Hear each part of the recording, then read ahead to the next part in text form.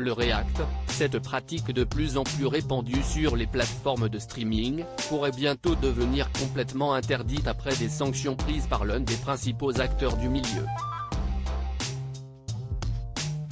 Vers la fin du React sur Twitch, depuis de nombreuses années, c'est une pratique devenue monnaie courante sur la plateforme de streaming d'Amazon, et qui consiste pour un streamer à regarder une émission de télévision afin de réagir en direct à celle-ci, tout en interagissant avec ses spectateurs.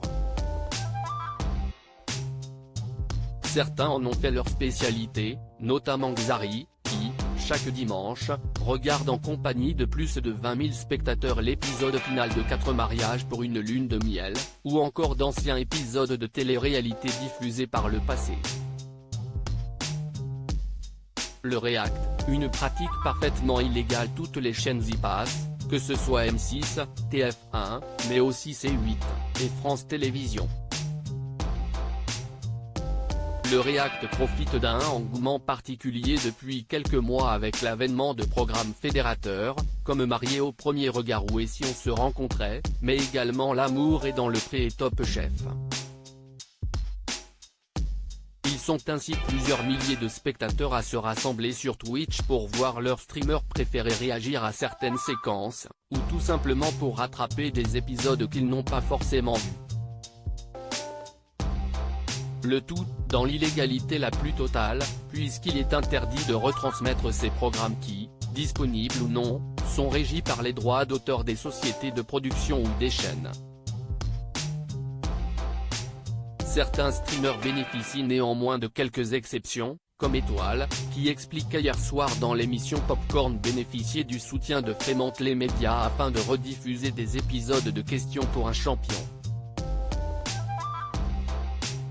Ça a jamais été autorisé, y a juste un flou vu que les chaînes de télé se rendent pas trop compte qu'il y a du React, mais la M6 se réveille et du coup commence à ban 48 heures tous les gens qui font ça. Étoile @étoile, May 2, 2023. Twitch va-t-il changer ses règles? Les streamers sur le pied de guerre, mais tout le monde n'est pas logé à la même enseigne, comme l'a amèrement constaté la streameuse Ocrot, qui s'est fait bannir hier soir après avoir regardé avec ses spectateurs un épisode de L'amour est dans le pré. Le bannissement, valable 48 heures, comprend également un avertissement, comme la jeune femme s'en est émue sur les réseaux sociaux pour atteinte aux droits d'auteur. La décision de Twitch est surprenante à plus d'un titre puisque la plateforme est connue pour sa relative passivité sur le sujet, ce que n'ont pas manqué de noter de nombreux internautes.